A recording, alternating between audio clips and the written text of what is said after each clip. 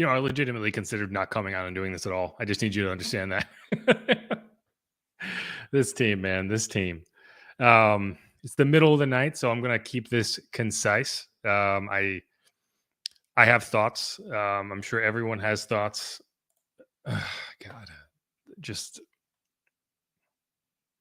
yeah. Okay. So I also need everyone to know, like, I wasn't planning on pouring myself a glass of bourbon after that game, but here we are. So let's do it. So it's going to be a quick rant at the top. I'm going to try to keep it tight because I'd like to go to sleep at some point before the sun comes up. And then we're going to hit a quick break, do a quick mailbag, and then get out. So get your questions, comments in there. I'm sure there'll be a lot of fire Dennis Allen's. I'm sure there'll be a lot of that. Obviously, we're all coming off this game. So there's a lot of moments that we can second guess, that we can question. So I break my hat. But so for those who don't know, I have a giant head and I have to like wear the snapback at like the biggest snap. And sometimes it just breaks apart. So yeah, someone asked me if that meant that I had a big brain. And my theory is that there's just a lot of padding in there. It's just a normal sized brain that just kind of rattles around. Anyway, so let's get this thing going. Man. All right. Pain everywhere. The immortal words of Jameis Winston after week 1, and they qualify every week, no more than week 13 in Tampa Bay. Yikes. This is Inside Black and Gold. My name is Jeff Nowak. We are here for a post-game therapy podcast, and every week it feels like, man, it can't get worse than this. On First Take today with Steve Geller, who, he's probably somewhere, over the Gulf right now on the plane. I said, hey, the positive thing you can spin from a shutout at San Francisco is, you can't score more. You can't do any worse as from an offensive perspective than putting up 0 points. Somehow they did. Somehow they managed to do worse. So Bucs 17, Saints 16. The Saints led by 13 points. They led 16-3 with a little over 3 minutes to go.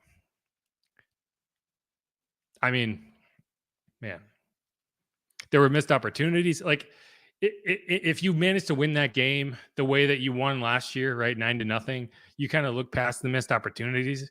But now, knowing the result that we saw, man, Chris Olave has a ball bounce off his head.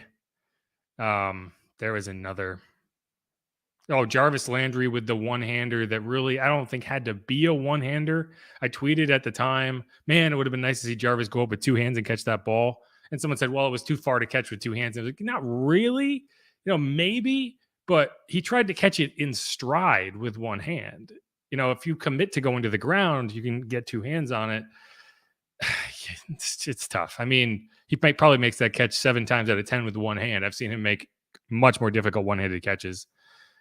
But it's like you look back like, man, if you catch that with two hands, you're going for a touchdown. Chris Olave doesn't have a ball bounce off his head. That's 3 points. You can go back and do a lot of that. It's just pain everywhere. Yeah. The season's over, guys. That's from the perspective of, mathematically eliminated. Sure, you can talk about it all you want. The season's over. I'm not going to talk about that anymore. I am not going to talk about, what if the Bucs lose out and the Saints win 4 games? What in the world gives you an idea that the Saints are going to win 4 games, right? There's no way. You have a bye week, and man, that's a long time to stew on that loss. And here's what Dennis Allen said after the game. Well, actually, here's the soundboard bite that I'm going to keep. Yeah, it stings. It sucks. It does. He's right. It does suck. It does sting. I mean, like, my stomach hurts. That's how bad that was. I sat in this room and yelled at my television for a solid 5 minutes. And you knew, it was excruciating to watch that final drive because you could see it coming from a mile away. That got extended. You felt like you had a glimmer of hope on that holding call, but they're like, nah, they're getting in. They're getting in. They're getting in. They're just doing these 5-yard passes. And it's just a matter of whether they have enough time to work themselves all the way downfield. They won that game with a timeout in their back pocket.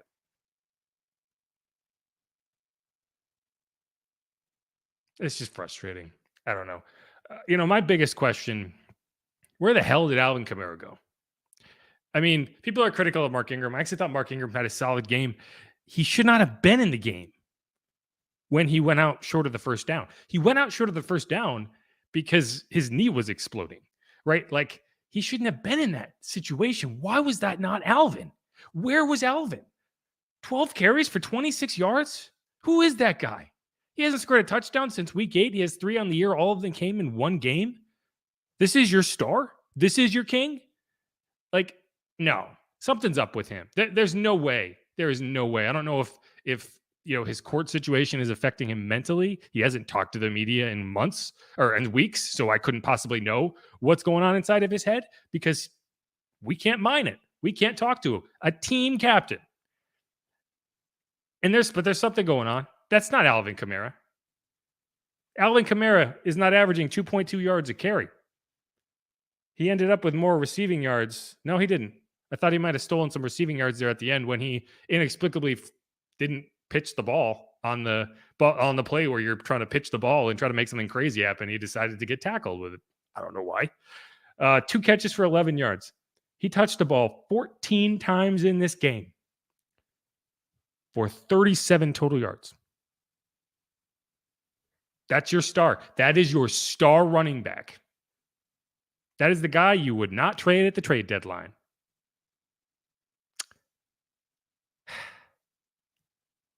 I just don't know, I don't know, guys. I don't know. It's brutal. It is brutal. And so you're going up against Tom Brady. You have gotten the better of Tom Brady so many times at Raymond James Stadium at this point. You kind of felt like, oh man, it's just another episode of the same. And it was for 57 minutes of football. What happened? What happened? And, both Andy Dalton and Dennis Allen, had the same takeaway, which was pretty straightforward. Look, when you play Tom Brady, and you have a chance to put him away, you have to be able to put him away. And I felt like we missed some opportunities to put him away. You did. That's exactly what happened.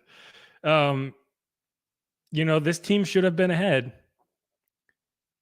far more than. Hold on. My local recording stopped. Give me technical difficulties.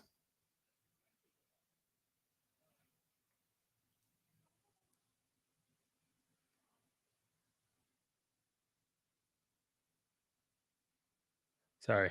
I just want to. Last week, my recording got garbled and the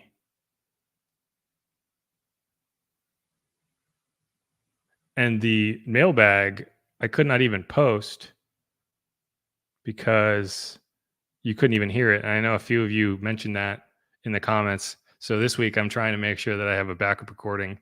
So if it does get weird through the stream this time, I'm able to at least rescue the recording. So I screwed something up over here. So give me a second. All right. Okay, we're back. Yeah, that's exactly what should have happened, right? Like, there's no reason you should have been on 16 points. The reason you lost this game is because you were on 16 points, and there was a point 4th and 2 down in the red zone late in the game where, I had a few people tweet at me like, well, why are they kicking it on 4th and 2? Why aren't they going for the kill shot? And at the time, I actually agreed with it because I didn't want to give Tom Brady any feeling of momentum. I wanted to continue to force him to suffer. But in reality, yeah, you should have gone for it because, as you saw, being up 13 points was not a good thing. It did not work. You probably should have forced them to start a drive deep in their territory, and maybe you get the first down. Even if you don't, you force them to start back there. And so, yeah, in hindsight, it all makes sense. At that point, though, they had done nothing all game. And you kind of felt like, man, if they get a stop here, that's going to give them momentum. At least that's how I felt. So I was okay with it. But yeah, analytically, 100%, you should have gone for that. They didn't. I don't think that's what cost you the game, but it definitely didn't win you the game. And at the end of the day, being up 13, I would have rather been up 10 than 13. And I have a good reason for that, right? I don't ever want to be up 6 in the situation the Saints found themselves up 6. I would rather be up 3. And why? Because in the situation you were in, the Bucs probably kick a field goal and go to overtime, right? If you're up 10 instead of 13. When you're up 6 in that scenario, they have to score a touchdown. So you don't have a chance. I mean, you have a chance to stop them, but they're going on 4 downs the whole way. And so I think that actually makes it more difficult for you to win, being up 13 than being up 10 in that scenario. So there's really no reason you should have kicked it. And yeah, in hindsight, that's a mistake. And, there's been a whole lot of mistakes this season. There have been plenty of mistakes this season. And while I still don't think Dennis Allen's getting fired mid-season, man, this is the type of loss that really, really, really, really makes you feel about putting all your cards down on the table and saying, you know what? Let's call it, because that's gross. And so here's what Andy Dalton had to say after the game. And I think what he's saying here is actually really important. And it's something that, while this season, the last 4 weeks, like I said, I am not going to give you the pitch of their mathematical chances to survive and get out of the division with a 7-10 record or whatever. But there is something that will be worth watching. And Andy teases it here. We just got to stick together, and there's 4 games left, and this one hurts. It does. We've got to make the most of it. I think the bye comes at a time where there's going to be a lot of reflection on us and what we can do better personally as each unit and as a team. And so, that's just kind of where we're at.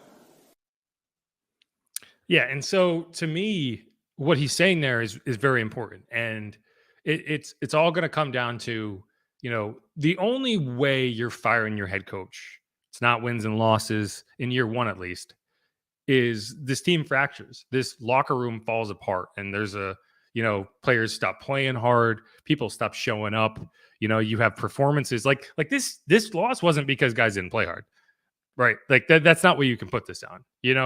It was a lack of execution on offense. It was poor decision making in certain instances. It was, not putting your foot on Tom Brady's throat when you had a chance. And he did what he does as well as anybody, which is ruin your day. But over these last 4 games, if you're Mickey Loomis, if you're the front office, you can basically put to bed any hope you had of, man, we could find a way to back into this division. It's over, guys. So not talking about that anymore. But you saw Alvin Kamara put out a performance today that, anyone can do that. Anyone can walk out there and put up 29 yards on 12 carries or whatever the heck it was. I think it was less than that. I've already said it at least 3 times, but I want to make sure I get it right. 26 yards on 12 carries. Kirk Merritt could put up 26 yards on 12 carries. Andy Dalton could sneak the ball 26 times. Could sneak the ball 12 times and put up 26 yards on 12 carries. That is atrocious. That is not a star player in the NFL. So you're looking at that. You're looking at guys like DeMario. Are they still leading at a level that you've grown to expect? You're looking at Cam, who I thought Cam had a great game. I think the defensive line just got gassed late in that game, and you could see it on that last drive. They just didn't get home. You look at guys on offense, right? There's so many elements where you're like, is this team staying together? Because if they are, you can get through the end of the season. It sucks. It's awful. It stings. It's gross. I don't want to watch any more of the games. I'm going to because it's my job. It's just not fun. It is not fun. I hate this season about as much as I can hate a football season. And I have watched a whole lot of Giants games. So I think that should put into perspective just how much this sucks.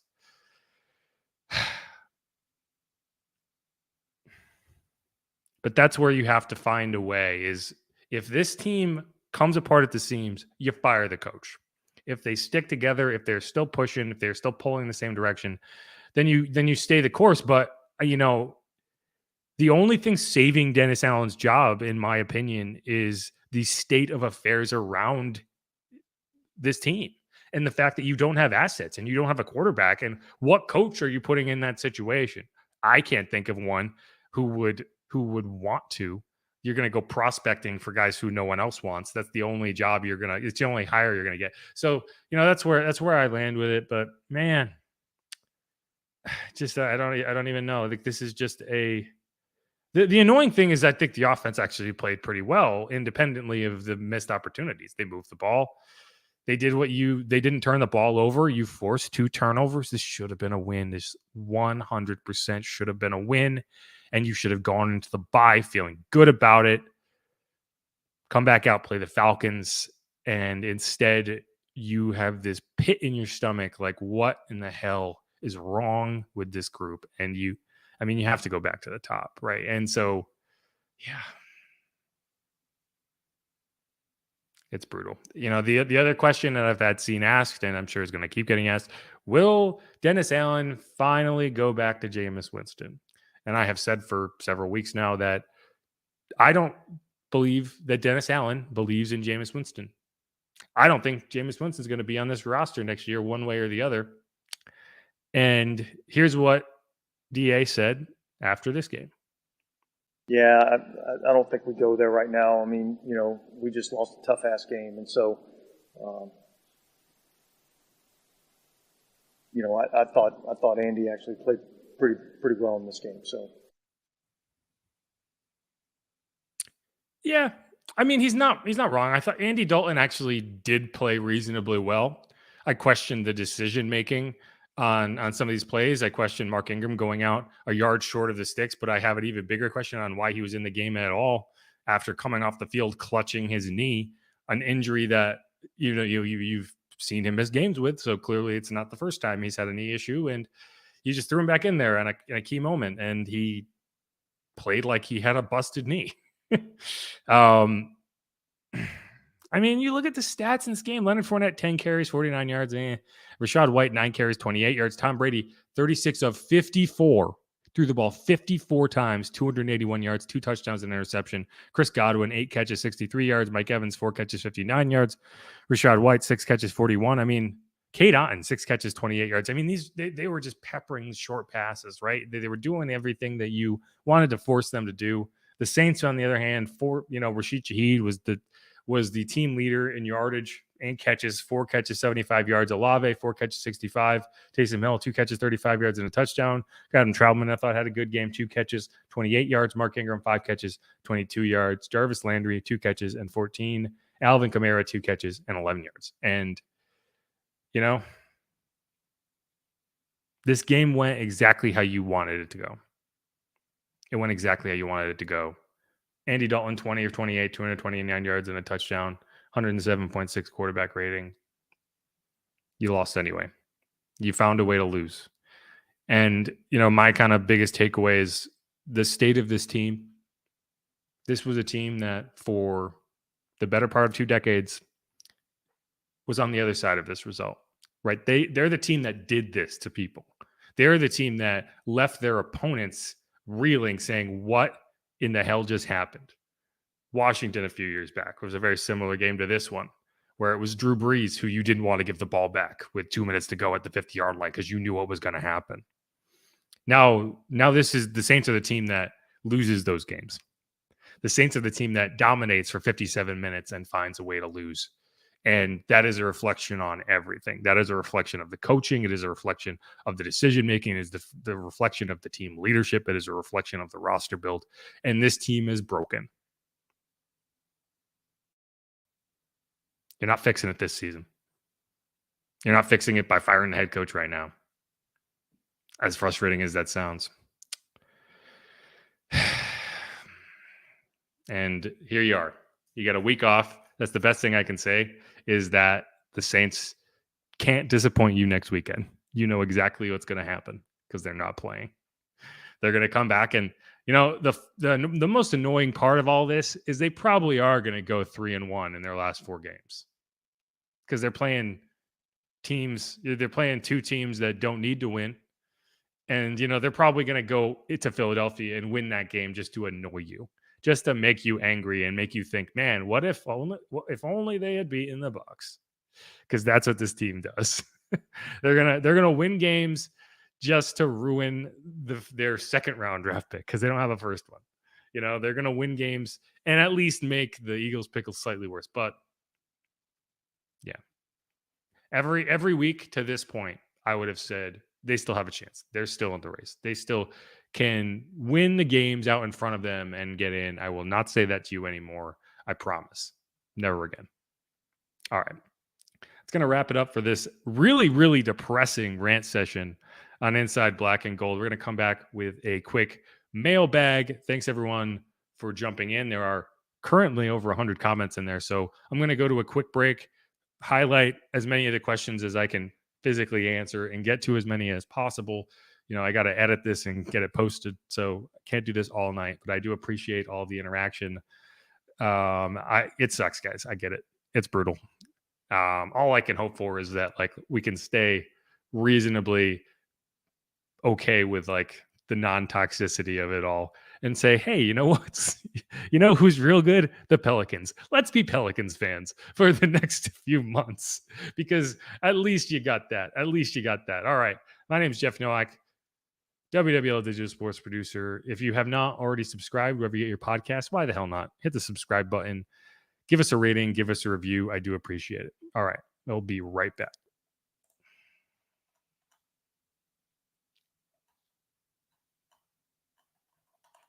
If I could do this.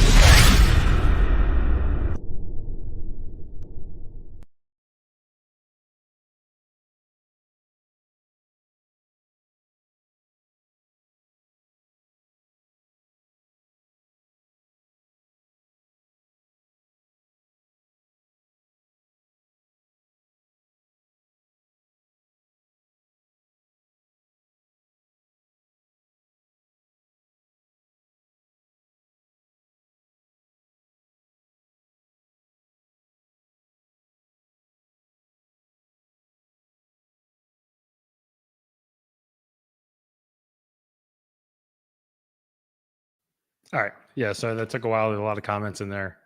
But all right. Okay, back here on Inside Black and Gold. My name is Jeff Nowak, WWL digital sports producer. And yeah, that game sucked. Bucks 17, Saints 16. We are going to get into the live mailbag edition of this late night Saints pod. And we're going to start with David Weil. Always here. Always appreciate it. Well, at least we can't blame the lack of turnovers this week. And yes, all season we're talking, hey, if the Saints only could get out of the cellar in the turnover department. Well, they won the turnover battle 2-0 this week. Found a way to lose. And it's hard to put it on the defense because they were outstanding for 57 minutes, right? Like that's the frustrating thing is, the defense did everything you wanted it to for 57 goddamn minutes. And then it was like Tom Brady. He was like, yeah, you know what? Just kidding. Like, how does that happen? That's so frustrating. He didn't do anything like spectacular, right? Like that entire last drive, he didn't throw the ball more than 8 yards down the field. Julio Jones made an incredible catch. Chris Godwin made a couple incredible catches. They got a bad penalty and they overcame it. Like, oh my gosh, brutal. But yeah, the defense got their turnovers finally, and was not enough.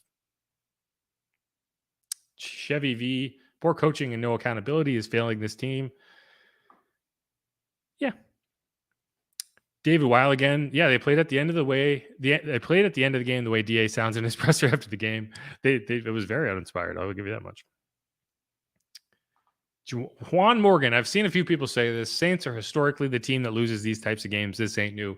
And sure, we want to go back to the 90s, maybe the early 2000s and say, sure, yeah, they're the team that loses this game. But, the team that we can all remember vividly, the team that has been on the field for the last 15 years prior to 2021. They were the team that didn't lose this game. They were the team that won this game. And so that's what I'm talking about. But yeah, sure. If you want to go back to the paper bag days, yes, they lost this game all the time. And that's how it feels. You feel like you're right back in that situation. And that's not what anyone wants. Jerry, eliminated from playoff contention. I'm not going to argue with you. There's math. I'm not going to talk about it. That's my new rule. Gregor Mathis is a long one. I have to come up here. Slant pass call on 3rd and 1 to Callaway with 5 minutes left. That was incomplete. When you had a chance to close the game, run the ball. Once again, bad play calling on Pete Carmichael. Dennis Allen's defense played perfect for literally 56 of 60 minutes. Pull the pin, throw the grenade, and start over. Yeah. I don't know.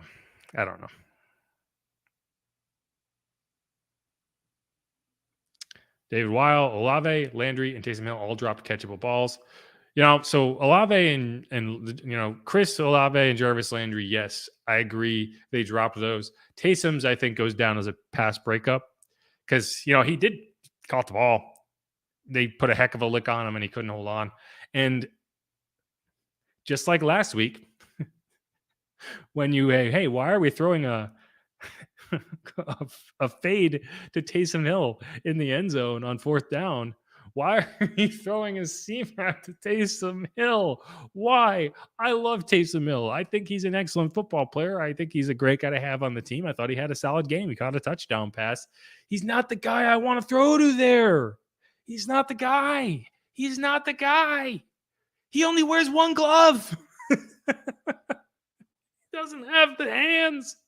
Throw to anybody else. You just need a first down.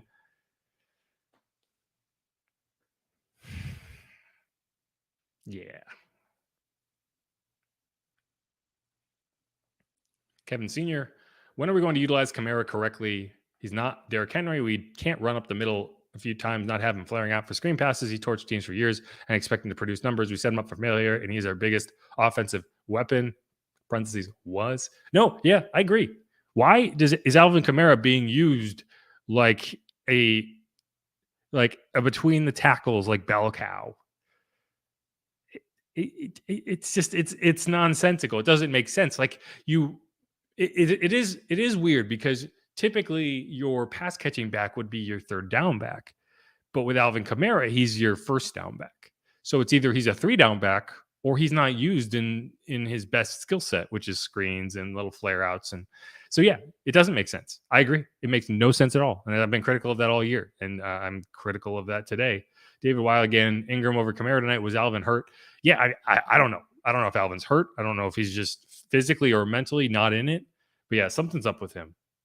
Not normal.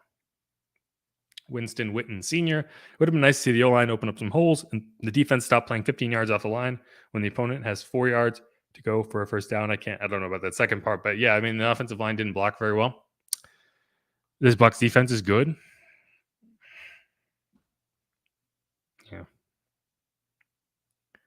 Luke, scout with clout. I've been saying it since late April that we got to let go of Loomis, historically epically bad offseason. I do think there's a question to be asked about Mickey Loomis. I was actually talking to a friend of mine yesterday, and it was about the Giants, but it is similar in the sense that I think that there is a difference. Like, some GMs are good at being rebuild GMs. Some GMs are good at being, okay, we're good. How do we get better GMs?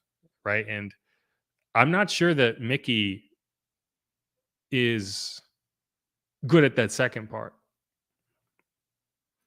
I just don't know. Like, I think that he has a really good idea of how to improve a good team. I'm not sure that he understands how to kind of rebuild the foundation of a team and build it up from the ground. Because you haven't seen it, right? Like, I don't think he's going to get fired. But no, I think there are questions to be asked, and maybe you bring in front office staff, right? You look at what the Pelicans have done in the last few years, where they just keep adding faces and minds from outside the organization that can help in that regard. And I think that the Saints need to consider doing that, because some of the decision making, like, you need more checks. You need more checks on whether how flippantly you're going to send a first round pick out the door. Even if it means getting one back this season, because it's not like when it happened, everyone wasn't like, wait. It's not like everyone was like, well, yeah, this is for sure going to be a playoff team. I thought they would be competitive in the NFC South, and I think that was a big part of it. And they were, right down to this very game, down to the last 3 seconds of this game. I think they had a chance to win the NFC South, and so in that respect, sure, maybe that did make some sense. But I wonder how many voices in that room were like, should we do this? Because if there weren't any, then that's a problem. Because you need some people who can be like, guys, let's be realistic here. And I don't know if they exist in this front office. Yeah, as Jeffrey Gilgreave, co-worker. So you probably weren't around, but these are the Saints I remember. Classic vintage Saints. Yeah, you're right. I wasn't around, but I believe you. Can't believe you give the Eagles those picks and GJ. CJ's actually out with a bruised spleen or whatever. Same injury as Marshawn. Interesting. Let's see. Chris P., I don't think we are going to win any more games. I disagree. I think you're going to beat the Falcons and you're going to beat the Panthers, because both of those teams actually benefit from losing, because their seasons are done too. The annoying thing, the most annoying thing about this is the exact same reason it was annoying to watch Tom Brady sleepwalk into the playoffs with the Patriots all those years, because the AFC East was so god awful that, like, they didn't even have to be good. They just had to get to the end of the season and be like, oh, we have a winning record. Oh, guess we're going to be in the playoffs. And then they would win a Super Bowl, because, like, it's just how it works. And it's the same thing. Tom Brady has somehow managed to find another division where he doesn't even have to, the team doesn't even have to be good. They don't even have to win 10 games to get to the playoffs. They can just get there, as by default. And meanwhile, the AFC East has all winning teams in it. They're going to have a team with a 500 record that misses the playoffs. In the NFC South, all you have to have is a 500 record, and you're going to win the division by 2 games. And Tom Brady has managed to be in that scenario for so many years of his career. It's wild. It's wild. Good for him, I guess. He is, God. Winston Witten. I don't see any imagination on the offensive side of the ball. Yeah, I've said this for a while. I think the first step you make this offseason is the step you should have made last offseason, and you find yourself an offensive coordinator who wants to innovate and go to the college ranks, right? I think that there's a lot of college coaches who would be willing to come up. Heck, go hire Joe Brady. Find somebody. Because Pete Carmichael, I like Pete. I think he's a good guy. I think he's a good guy to have on a staff. He's not a guy I want leading an offense. And obviously he was the offensive coordinator under Sean Payton, but everyone knows Sean Payton led that offense. I want to see them find someone who's going to give this offense an identity, because it doesn't look like they have one. The Falcons season isn't done yet, buddy. They still have a chance of catching the Falcons. I don't even know what that means, Kyle. The Falcons are done. Come on. The Falcons are done. Are you kidding me? We don't have to sit here and pretend the Saints have a chance at this division. We don't have to sit here and pretend that the Falcons have a chance at this division. The Falcons are done. The Panthers are done. The Bucs are going to walk into the playoffs with a 500 record. Just accept it. It's going to happen.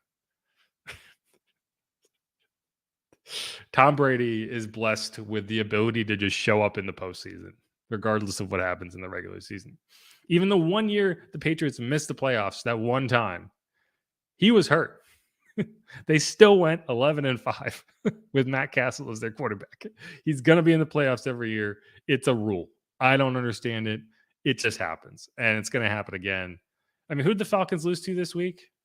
Let's see. I have it right here. Oh, the Steelers.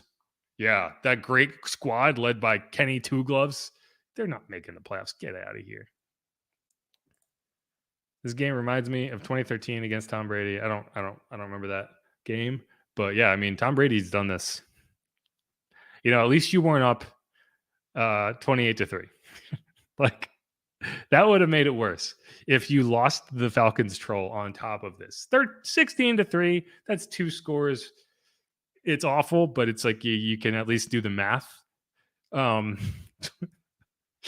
He's done this to team. I mean, you go to the playoffs last year, right? The Rams won the Super Bowl. They blew, I don't know what the exact number was, but they blew a 3-score lead against Tom Brady in the playoffs. He does this. That's why when they got the ball back at the 50-yard line with 2 minutes, 40 seconds, and 2 timeouts, or 3 timeouts even. No, it was 2 timeouts. It was 2 timeouts because they did burn one on that last Saints drive. I was like, I was tempted to just turn the TV off and just assume the worst, because I knew you knew that he was going to get in the end zone. I mean, God, it was such a helpless feeling. And you knew that players on the field felt that way too. Did anyone on that defense look like they were like, yeah, we're going to stop him here? No, Tom Brady had it. He had it the whole way.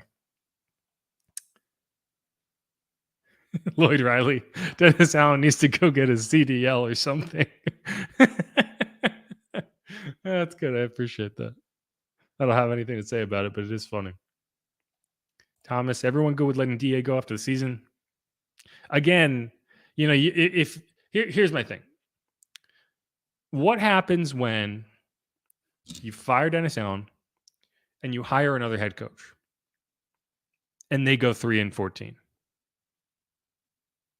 Do you fire them too? Honest question, because that's the scenario you set yourself up in. Because I don't think this team is ready to win next year either. Like, we can pretend it's all Dennis Allen.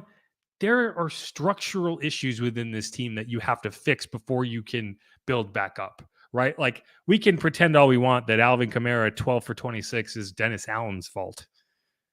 There's issues here, right? Your star players are not playing like stars, and that's a problem. So, like, I don't know if, like, we can pretend that a new coach would solve all of these issues. I think it goes deeper than that. And so, sure, you can hire a new head coach, but then, yeah, you're going to see struggles. A lot of times, new head coaches struggle. So, I don't think the Saints want to set that precedent. What is that enough to keep him around? I don't know, but I do think that you have to consider kind of the larger picture of this might be a total teardown. I don't think this team is going to go that route. It's just not in their nature. But I do think that there's a possibility that you're not competitive next year naturally, independent of whoever you bring in. And so you don't want to bring in a coach who and say, okay, yeah, you're going to struggle this year, but it's okay. It's okay. Don't worry about it. That's not what you want. So yeah, that's the hard part.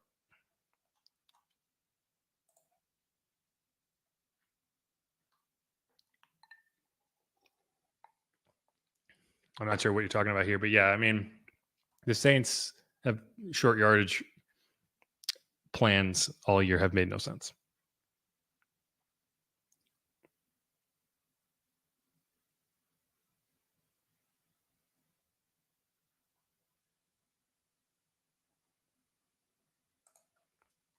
Dre Day, Bucs dropped passes and overcame it. We could not. We have to play perfect games. We cannot overcome anything. Yes, that is very true. You have to play perfect if you were the Saints. And that you're not going to win a lot of games if you have to play that way. And you saw that. Like the Bucs just messed around for 57 minutes and won. Think about that. Think about that. And they had the weapons to do it at the end. Like Tom Brady's throwing to Chris Godwin, Mike Evans, Julio Jones, right? Even Scotty Miller, Kate Otten. Like these are guys who can catch balls. The Saints are throwing to Taysom Hill in a pivotal moment. And he got open. And it was a good throw. And he dropped it. It got knocked out. Anyway. Johnny Culpepper. Let's talk about how pathetic Honey Badger has been. I disagree with this. Tyrann Mathieu is not the problem with this team. Everyone all season has been critical of Tyrann Mathieu. He has been fine. He has been solid. He's not the reason you lost this game. He made several good plays in this game. Like he made a lot of big plays in this game. But for whatever reason, he has become the target of everything. He's not the reason you lost this game. Right? I think he's had a solid season. I really do. And it's just kind of this idea that he's been bad, that everyone's like, oh, I saw him miss a tackle once. He must be playing like shit. It's not true. He's had a solid season. He's week to week to week. He's one of the highest graded players on this defense. So this is not a Tyrann Mathieu issue. I think the issue is people expected a safety, a 5'7" safety, to be this all-world player. And no, he's just a solid safety. He's doing his job. I don't know. But I don't understand the idea of this, like Tyrann Mathieu is the huge issue of this defense, because that's not true.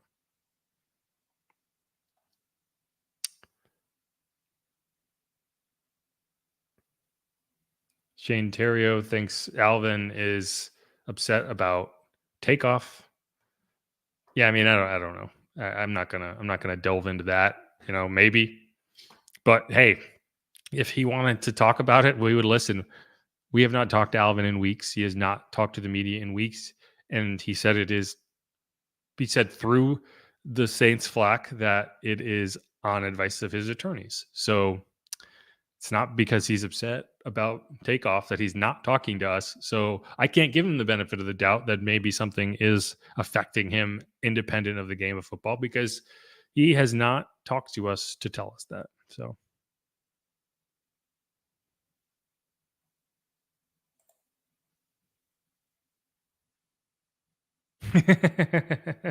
DA has 2 years after this year, because when Coach Prime wins a national championship, the New Orleans Saints would definitely hire him. I would take Coach Prime. I like Deion. Yeah, hope he does well in Colorado. I don't understand this all hate about him leaving Jackson State. I think he put them on a national stage, and I'd rather talk about this than the Saints. I mean, why is there an issue with him advancing his career? Get the fuck out of here. I don't agree with all the hate, but yeah. If he brings Colorado back to prominence, let's bring him in. Let's get Coach Prime. I'll take it. All right, let's get one more question. Let's get a good one, and then let's get out of here.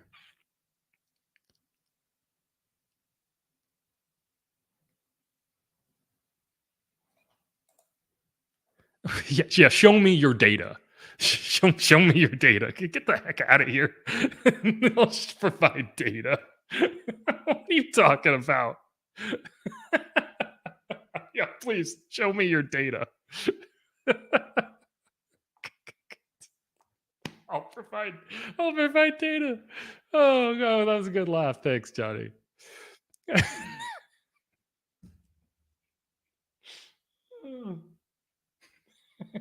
I am dying to see the Tyrann Mathieu data. I really am. I need to see. Do you have binders? Oh man, I hope it's collated. Give me that data. Oh, brother. Sorry. It's late. If you we need more data. I could use, give me the data. Give me all the data. Oh gosh. Good stuff. Tulane will upset USC. I mean, hey, the Saints have ceded the New Orleans football mantle. It is now a green wave city. And I think they will. I think they will upset USC because I don't think Caleb Williams is going to play in that bowl game. And I don't think USC is that good. So, yeah, hopefully they do. Good old Cotton Bowl. I don't even know where that is. Is it Arlington? I think it's in Arlington. Here's one. Paul Edward, I got a question. What do you think of Deontay Hardy, Traquan Smith, and Marquez Callaway will be on the team next season? Here's a good question. Where the hell is Traquan Smith? Has anyone seen that guy? Is he alive? Is he in witness protection? Where the hell is Traquan Smith? I don't know. But no, I mean, all three of those guys, those are your top three receivers from last season. Deontay Hardy will not be on the team next year. And I don't see any scenario. You know, you paid him $4 million this year on a second round tender. If you wanted to sign him to a contract, you would have. Rashid Shaheed is going to take his job, and I don't think you're gonna feel bad about that. He didn't do anything this year when he was healthy, so I think he's out the door. He's going to sign somewhere. He's going to get paid as a returner, and he's a good returner. Saints aren't going to pay him. They've proven that they can. One of the things that they have proven they can do year in, year out is find that returner. And Rashid Shaheed, as much as this game sucked, he's been really, really good. He's going to be a guy who continues to grow. If you want to look at a positive thing, Rashid Shaheed, Chris Olave, that is a really, really intriguing young duo of wide receivers that I think is going to be good for a long time. So there you have that. Marquez Callaway, he's clearly fallen out of favor in terms of what he's able to do on special teams. He was inactive the last 2 weeks. He was a non-factor today.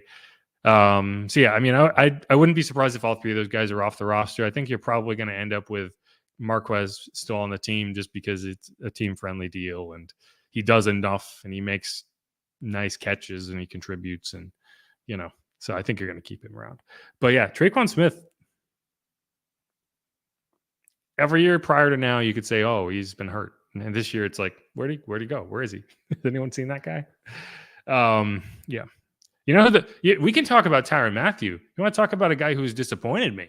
Jarvis Landry. Like Tyrann, at least he's been out there. At least he has been constantly contributing. He's played pretty much every snap of this season. Sure, he's missed a couple tackles, but he's also made some big plays, right? He has 2 interceptions on the year. You know how many the Saints have as a team? 3, and they got 1 today from Demario Davis. Like he's a guy who at least has been a constant contributor. He's been in every single week. Jarvis has been hurt when he's been out there. He's been ineffective, right? Other than week one, you had a big game from him. That's it. That's all you've gotten out of him. And I think he's the bigger disappointment in my opinion. And I love Jarvis. I think he's a great player. He has not been the constant contributor you thought you were going to get. Because you kind of went in thinking, there's a chance Mike Thomas isn't going to be able to stick out this season, right? And that's why you brought Jarvis in. You're like, okay, they do a lot of the same things. Jarvis can fill in if Mike is unable to go, and you just haven't seen it. Yeah, the positive thing I'll say, Godson here says, I enjoyed our run with Sean Payton and Drew. The positive thing I'll say, and Joe Buck and Troy Aikman were joking about this, is the Chargers. Sure look like a team that's going to need a head coach at the end of the season. They lost to the Raiders this week. And the Raiders have won 3 in a row. Good for Josh McDaniels. He's saving his job. I think they're going to want to trade for Sean Payton. So there's a chance that you're going to be able to get that first round pick back. And maybe you are able to get a quarterback. And maybe if you do get those assets back and suddenly maybe you can attract some head coaches, and maybe that does change your point of view on whether you want to stick it out with Dennis Allen. So, if you are of the ilk of get rid of Dennis Allen at all costs, I think that the Chargers going off a cliff is directly related to that. So keep that in mind. Just root against the Chargers is all I'm going to say. Anyway, all right, that's going to wrap it up. It's late here on Inside Black and Gold. Thanks everyone who listened. Really do appreciate it. I'm going to get off here. Make sure to hit that subscribe button wherever you get your podcasts. And thanks everyone. I don't understand why so many people are in here so late after such a miserable game, but I do appreciate it as always. Thanks, y'all. Peace.